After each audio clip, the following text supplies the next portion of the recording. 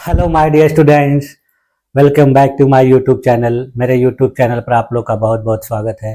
Dear student, आज की class में हम लोग बीएड फोर्थ सेमेस्टर के हेल्थ एंड फिजिकल एजुकेशन वाले पेपर का अध्ययन करेंगे। इस पेपर में मैंने आप लोगों को 2 यूनिट कंप्लीट करा दिया था। तीसरा यूनिट मैंने आप लोगों को पिछली क्लास में पढ़ाया था, यानी इस यूनिट का नाम जो है पोस्चर्स के नाम से। पोस्चर्स का मैंने आप लोगों को मतलब बताया था कि पोस्चर का मतलब होता है आसन या मुद्रा, यानी हमारी शरीर की मुद्राओं से रिलेटेड ये सारी बातें थी। इसी यूनिट में 2-3 चीजें और भी हैं, जिसमें पर्सनल हाइजीन यानी व्यक्तिगत स्वच्छता, एनवायरमेंटल हाइजीन यानी पर्यावरणीय स्वच्छता, और उसके बाद फिर ग्लोबल वार्मिंग और पॉल्यूशन है। तो ग्लोबल और वार्मिंग और पॉल्यूशन को मैंने आप लोगों को बताया था कि जब मैं पर्यावरण वाला पेपर पढ़ाऊंगा तो उसमें शामिल कर दूंगा। तो आइए चलिए देख लिया जाए 2 महत्वपूर्ण बातों को, यानी पर्सनल हाइजीन क्या होती है और एनवायरमेंटल हाइजीन क्या होती है। तो चलिए आइए देखा जाए। चलिए देखिए, व्यक्तिगत स्वच्छता यानी पर्सनल हाइजीन। देखिए, पर्सनल हाइजीन का मतलब ही हो गया, व्यक्तिगत स्वच्छता से मतलब होता है कि हम अपने आप को खुद स्वच्छ रखें, यानी हम अपने शरीर को स्वच्छ रखेंगे तो हमको किसी भी प्रकार की बीमारी नहीं होगी, किसी भी प्रकार की शारीरिक रूप से अस्वस्थता नहीं होगी। जब ये सारी चीजें नहीं होगी तो हम बेहतर तरीके से काम कर पाएंगे, बेहतर तरीके से सोच पाएंगे और बेहतर तरीके से अपने जीवन को सफल बना पाएंगे। तो देखिए, व्यक्तिगत स्वच्छता यानी पर्सनल हाइजीन का अर्थ है कि अपने शरीर, अपने कपड़ों और आसपास के वातावरण को स्वच्छ और सुरक्षित बनाए रखना। यह एक ऐसा अभ्यास है जिसमें हम अपने शरीर की साफ सफाई का ध्यान रखते हैं ताकि हम स्वस्थ रहें, बीमारियों से बचे रहें और अच्छे व्यक्तित्व का विकास करें। इसके बाद देखिए, व्यक्तिगत स्वच्छता न केवल शारीरिक स्वास्थ्य के लिए जरूरी है बल्कि मानसिक और सामाजिक स्वास्थ्य के लिए भी यह आवश्यक है। स्वच्छ व्यक्ति समाज में आत्मविश्वास के साथ रहता है और दूसरों पर अच्छा प्रभाव डालता है। देखिए, जब आप स्वस्थ रहेंगे, आप स्वच्छ रहेंगे, साफ सुथरा रहेंगे तो आपका व्यक्तित्व भी बेहतर होता है, आप आत्मविश्वास के साथ रहते हैं और दूसरे लोगों पर भी उसका प्रभाव पड़ता है। यदि आप गंदगी से रहेंगे, आप बीमार रहेंगे तो लोग आपसे दूरी बनाएंगे और आपके अंदर खुद आत्मविश्वास की कमी रहेगी। तो इसलिए कहा जाता है कि स्वच्छ रहिए, अपने आसपास के वातावरण को स्वच्छ रखिए और अपने दिनचर्या में बेहतर तरीके से काम करिए, आलस न करिए। तो ये सारी चीजें जो होती हैं इसी के अंतर्गत आती हैं। अब देखिए, व्यक्तिगत स्वच्छता के प्रकार क्या होते हैं, टाइप्स ऑफ पर्सनल हाइजीन। तो देखिए, व्यक्तिगत स्वच्छता में सबसे पहले शारीरिक स्वच्छता होती है, यानी बॉडी हाइजीन, अपने शरीर को स्वच्छ रखना। उसके लिए देखिए क्या करना पड़ेगा, नियमित स्नान, यानी रोजाना स्नान करने से शरीर की गंदगी, पसीना और बैक्टीरिया हटते हैं। दूसरी चीज शारीरिक स्वच्छता में देखिए क्या है, त्वचा की देखभाल, यानी अपनी त्वचा को साफ, सूखा और मॉइस्चराइज रखना। नाखूनों की सफाई में देखिए, नाखूनों को नियमित रूप से काटना और साफ रखना, ये देखिए शारीरिक स्वच्छता हो गई। उसके बाद फिर देखिए इसमें मुंह और दांतों की स्वच्छता, यानी ओरल हाइजीन। इसमें देखिए दांतों को ब्रश करना, दिन में 2 बार ब्रश करना, एक बार सुबह और एक बार रात को। उसके बाद माउथ वॉश और फ्लॉसिंग करना, यानी मुंह से दुर्गंध को दूर रखने और दांतों के बीच की सफाई के लिए माउथ वॉश और फ्लॉसिंग की जाती है। नियमित डेंटल चेकअप कराएं, यानी यदि दांतों में कोई समस्याएं हैं तो उससे बचने के लिए डॉक्टर के पास जाएं, उससे चेक कराएं। उसके बाद देखिए बालों की स्वच्छता, हेयर हाइजीन। इसमें देखिए क्या होता है कि नियमित रूप से बाल को साफ रखना चाहिए, धोना चाहिए। सप्ताह में कम से कम 2-3 बार बाल धोना चाहिए। बालों में तेल लगाना चाहिए। बालों को मजबूत और चमकदार बनाने के लिए रूसी और जुए से बचाव रखना चाहिए। साफ सफाई का ध्यान रखना चाहिए। फिर देखिए अगली स्वच्छता हाथों की स्वच्छता, हैंड हाइजीन है। इसमें देखिए क्या होता है कि खाने से पहले और बाद में हाथ को धोना चाहिए, टॉयलेट के बाद हाथ धोना चाहिए, बीमार व्यक्ति के संपर्क में आने के बाद हाथ धोना चाहिए, साबुन और पानी से कम 20 सेकंड तक हाथ को धोना चाहिए। ऐसा नहीं कि बस लगाए और तुरंत धो लिए, 20 सेकंड। तो इससे क्या होता है कि आपके हाथ स्वच्छ रहेंगे। फिर देखिए पैरों की स्वच्छता, फुट हाइजीन। इसमें देखिए पैर धोना चाहिए, दिन में एक बार जरूर पैर धोना चाहिए। पैरों के नाखून को काटना चाहिए, जिससे उनको साफ सफाई रखने में आपको मदद मिलेगी, और नाखून छोटे रखने चाहिए। स्वच्छ जूते और मोजे पहनने चाहिए पैरों को संक्रमण से बचाने के लिए। फिर देखिए अगली स्वच्छता है कपड़ों की स्वच्छता, क्लॉथिंग हाइजीन। स्वच्छ कपड़े पहनना चाहिए, रोजाना साफ कपड़े पहने। गंदे कपड़े को धो देना चाहिए, यानी कपड़ों को समय समय पर धोना चाहिए। अंडर गारमेंट्स की भी स्वच्छता रखनी चाहिए, इन्हें प्रतिदिन बदलना चाहिए और धोना चाहिए। फिर उसके बाद स्वच्छता में इस्तेमाल होने वाले सामान की स्वच्छता, यानी जिस चीज़ों से आप अपने आप को स्वच्छ रखते हैं उन सामानों को भी स्वच्छ रखिए, जैसे टॉवेल, ब्रश, रेजर आदि व्यक्तिगत वस्तुओं को किसी से साझा नहीं करना चाहिए, और इन वस्तुओं को समय समय पर धोना और बदलना चाहिए। इसलिए देखिए आप देखते होंगे बहुत से परिवारों में सबका अपना अपना ब्रश होता है, अपनी अपनी टॉवेल होती है, अपना अपना रेजर होता है जिससे शेविंग वगैरह करते हैं, अपना साबुन अलग होता है। तो ये सारी चीज़ें ऐसे रखने से क्या होता है कि आप बीमार नहीं होंगे और आप स्वस्थ रहेंगे। उसके बाद देखिए आप व्यक्तिगत स्वच्छता का क्या महत्व होता है, पर्सनल हाइजीन का इंपॉर्टेंस क्या होता है। तो देखिए पर्सनल हाइजीन से बीमारियों से बचाव होता है, यानी आप स्वच्छता से रहेंगे तो संक्रमण, बैक्टीरिया और वायरस से आप बचे रहेंगे। अच्छे स्वास्थ्य का विकास होता है, शारीरिक, मानसिक और सामाजिक रूप से स्वास्थ्य में सुधार होता है। तीसरा महत्व सकारात्मक व्यक्तित्व का निर्माण होता है, यानी आप यदि स्वच्छता रखते हैं तो यह आपके आत्मविश्वास को बढ़ाती है और दूसरों पर अच्छा प्रभाव डालती है। उसके बाद देखिए सामाजिक स्वीकृति आपको मिले, यानी समाज में आपको सम्मान मिलता है। गंदगी से रहने वाले लोगों से लेकर लोग दूरी बनाते हैं। अभी आपके क्लास में ही कोई बच्चा अगर गंदगी से रह रहा है, उसको किसी भी प्रकार की समस्या है, अगर उसके पास कोई बैठा है और लग रहा है कि नहाया नहीं है या फिर उसके कपड़े गंदे हैं, तो लोग उससे दूरी बनाते हैं। तो उसी प्रकार स्वच्छ व्यक्ति को समाज में सम्मान मिलता है। लंबी उम्र का रहस्य, यानी स्वस्थ शरीर से जीवन की गुणवत्ता बेहतर होती है, इसलिए आप बीमार नहीं रहेंगे तो आपकी उम्र लंबी रहेगी।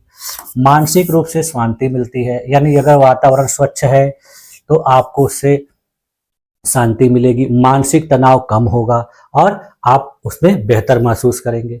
अब देखिए व्यक्तिगत स्वच्छता को बनाए रखने के क्या उपाय हैं, यानी tips to maintain personal hygiene. तो उसके लिए देखिए सबसे पहला काम क्या करना है कि रोजाना स्नान करें और शरीर को साफ रखें।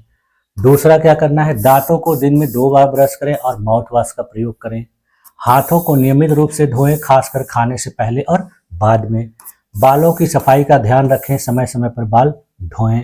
कपड़ों को रोजाना धोएं और साफ कपड़े पहनें। नाखूनों को काट कर रखें और गंदगी से बचाव करें।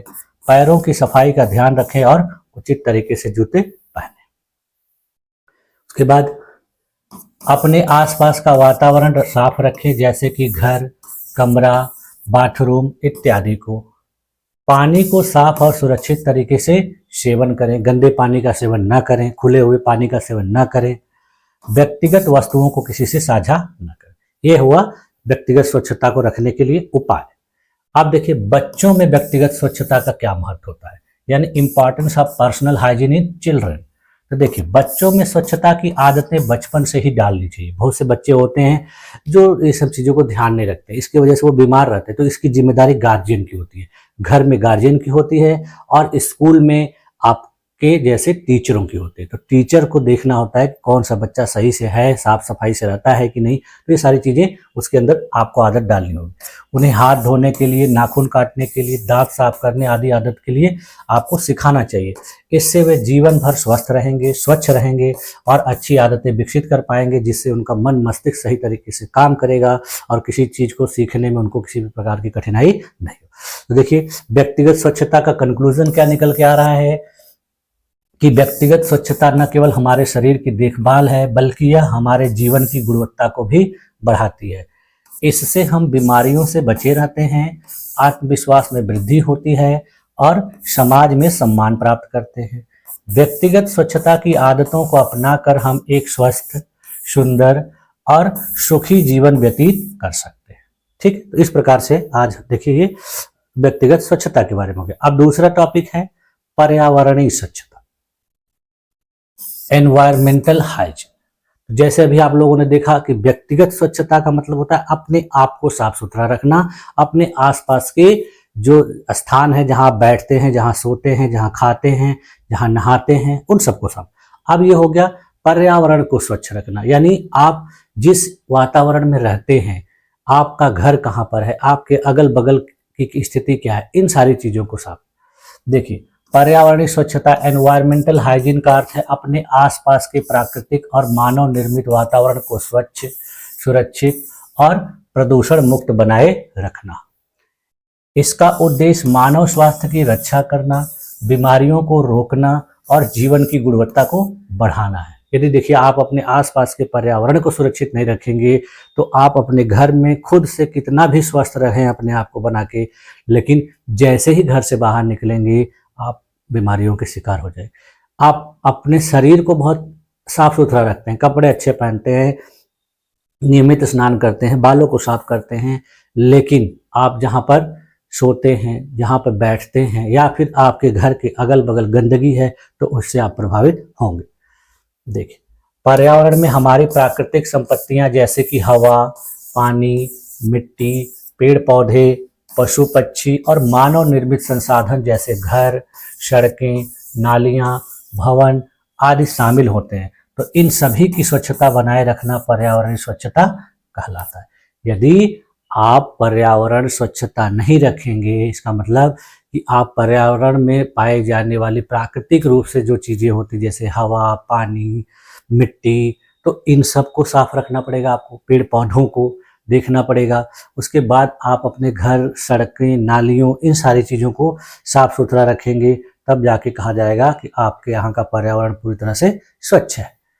अब देखिए, पर्यावरणीय स्वच्छता के प्रमुख तत्व यानी की एलिमेंट्स ऑफ एनवायरमेंटल हाइजीन। तो इसमें देखिए सबसे पहले क्या है, वायु स्वच्छता यानी एयर हाइजीन।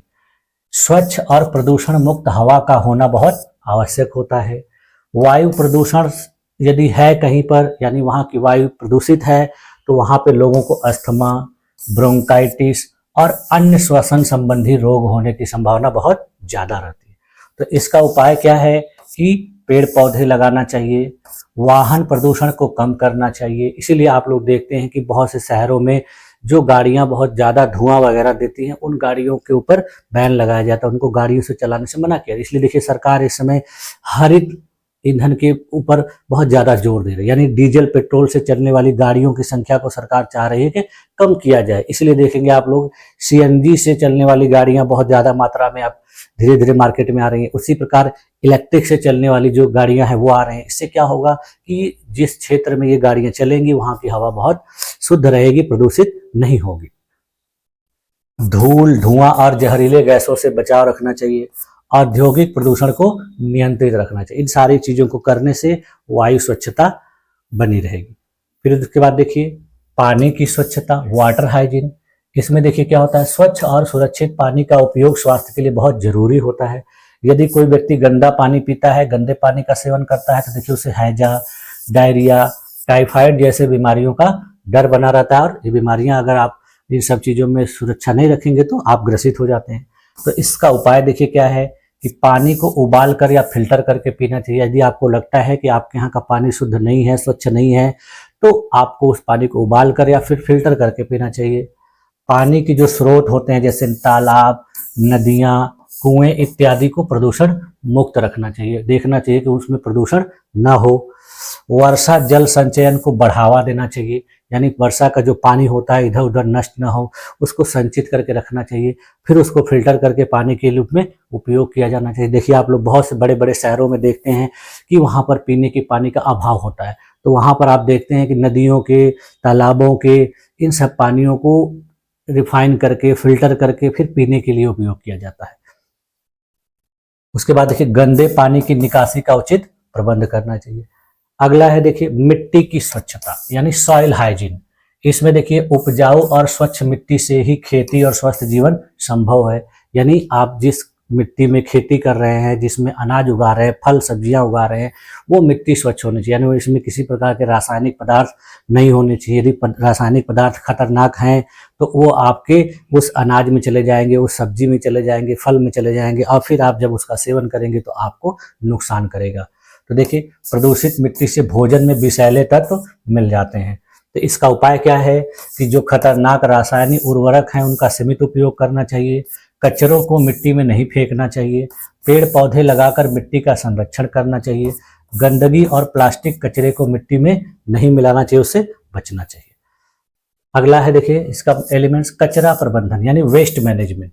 यानी आपके घर में जो कचरा होता है, आपके दुकान में, कंपनी में, कहीं भी जो कचरा होता है, तो उसको जहां तहां नहीं फेंकना चाहिए, उसके लिए एक निश्चित स्थान होना चाहिए और उसको नष्ट कर देना चाहिए वहां पर।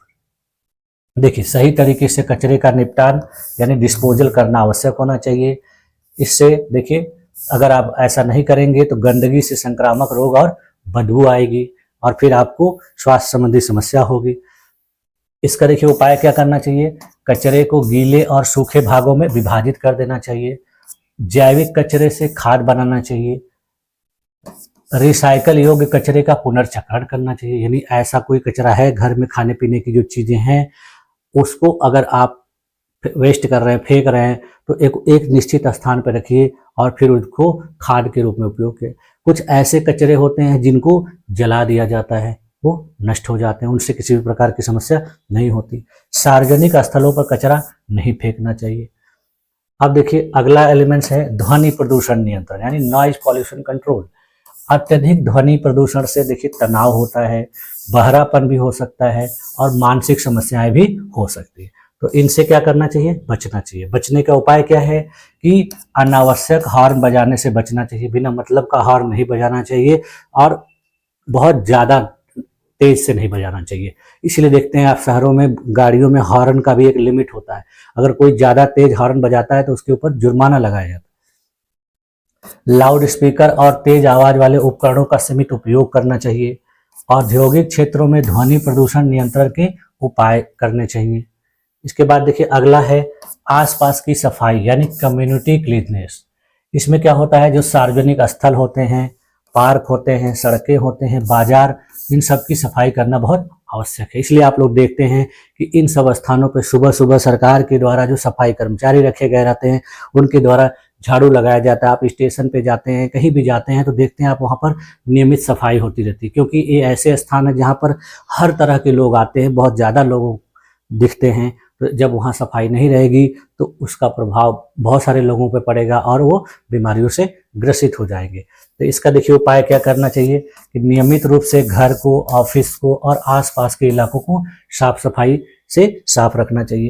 पानी का जमाव नहीं होने देना चाहिए, जिससे मच्छर नहीं पनपे। नालियों और गटर की नियमित सफाई करानी चाहिए। इसलिए देखेंगे आप लोग कि शहरों में नालियों की सफाई कराई जाती है।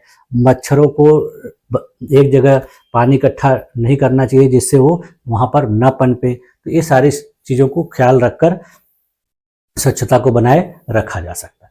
अब देखिए, पर्यावरणीय स्वच्छता का महत्व यानी पर्यावरणीय स्वच्छता किस रूप से महत्वपूर्ण है। तो देखिए, पर्यावरणीय स्वच्छता पहले स्वास्थ्य सुरक्षा के लिए बहुत महत्वपूर्ण है। यानी अगर आपका पर्यावरण स्वच्छ रहेगा, स्वस्थ रहेगा, तो आपको संक्रामक बीमारियां नहीं होंगी। प्राकृतिक संसाधनों का संरक्षण से संबंधित है इसका महत्व, क्योंकि प्राकृतिक संसाधन जो हमारे वातावरण में पाए जाते हैं, यदि हम उसको स्वच्छ नहीं रखेंगे तो हम असुरक्षित रहेंगे। स्वस्थ जीवन शैली अपनानी चाहिए। हर व्यक्ति को अपने जीवन को स्वच्छ रूप से रखने का प्रयास करना चाहिए, जिससे वह स्वस्थ रहेगा।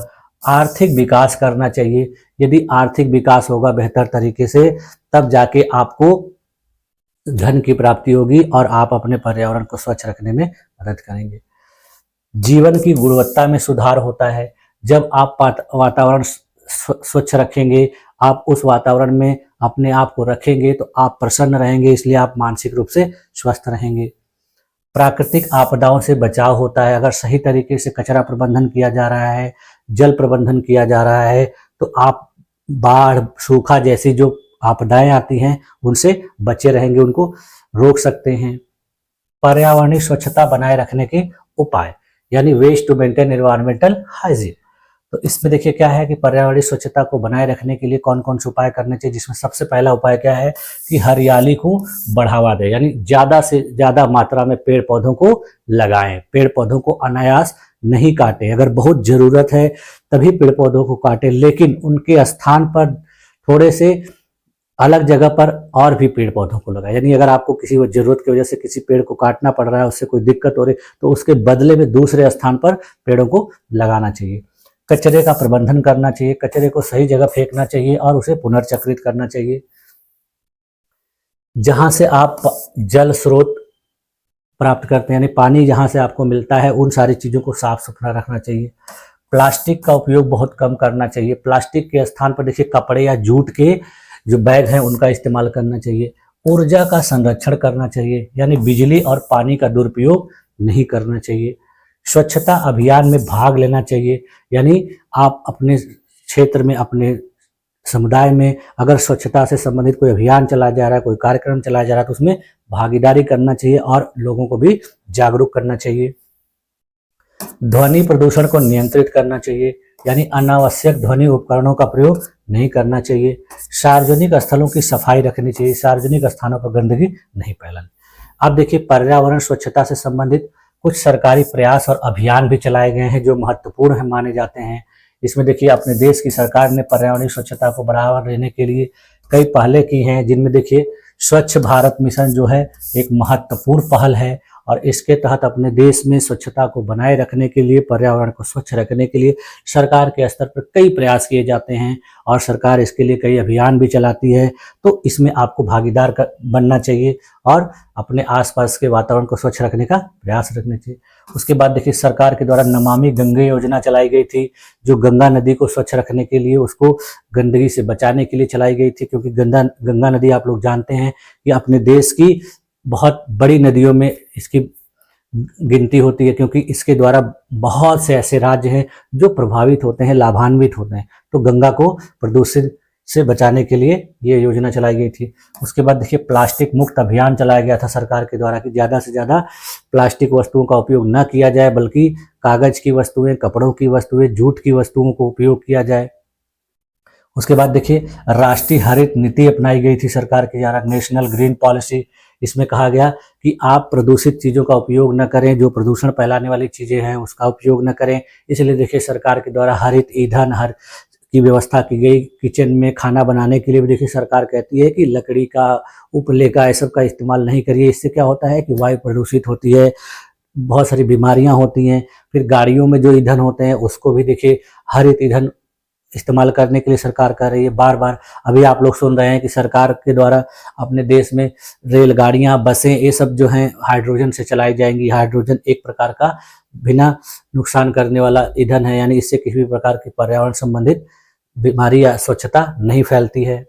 तो इस तरीके से देखिए ये सारी जो चीज़ें करके आप पर्यावरण को स्वच्छ रख सकते हैं। अब देखिए इसका कंक्लूजन क्या निकल के आ रहा है कि पर्यावरणीय स्वच्छता स्वस्थ जीवन का आधार होता है। यह न केवल हमारे स्वास्थ्य की रक्षा करता है, बल्कि आने वाली पीढ़ियों के लिए भी एक स्वच्छ और सुरक्षित वातावरण सुनिश्चित करता है। व्यक्तिगत और सामूहिक प्रयासों से ही हम अपने पर्यावरण को स्वच्छ रख सकते हैं। अतः सभी का यह कर्तव्य है कि वे पर्यावरण को स्वच्छ रखने में योगदान दें, ताकि हम सभी एक स्वस्थ और खुशहाल जीवन जी सकें। यानी किसी एक व्यक्ति के द्वारा नहीं होता है, इसमें सब लोग को मिलजुल के। तो आप लोगों को क्यों बताया जा रहा है? आप एक टीचर बनने जा रहे हैं, तो आप अपने क्लास में बच्चों को ये सारी चीज़ें सिखाएंगे, बताएंगे, उनको जागरूक करेंगे, तो वो अपने घर पे जाएंगे तो अपने घर के लोगों को बताएंगे और वो खुद साफ सफाई से रहेंगे और अपने घर के लोगों को भी रखने के लिए कहेंगे। तो इस तरीके से सारी चीज़ों को आप लोग को बताया जा रहा है, समझाया जा रहा है। आप इन सब चीज़ों का खुद उपयोग करें और अपने क्लास में बच्चों को भी ये सब चीज़ें सिखाएं। इसीलिए आप लोग को ये सब चीज़ें बताएं। ठीक है, तो आज की क्लास में बस यहीं तक रखा जाते हैं और इस प्रकार से आपका यह जो तीसरा यूनिट है आज खत्म हो जाता है। अब हम लोग जो अगला यूनिट है, यूनिट 4, उसका अध्ययन नेक्स्ट क्लास में करें। अब मुझे पूरी उम्मीद है कि आप लोगों को ये सारी चीज़ें बहुत अच्छे तरीके से समझ में आए होंगे। आप लोगों ने अपने आप को मेरी इस क्लास में इतनी देर तक बनाए रखा, इसके लिए भी आप लोग का बहुत बहुत धन्यवाद। मिलते हैं नेक्स्ट क्लास में, तब तक के लिए थैंक यू।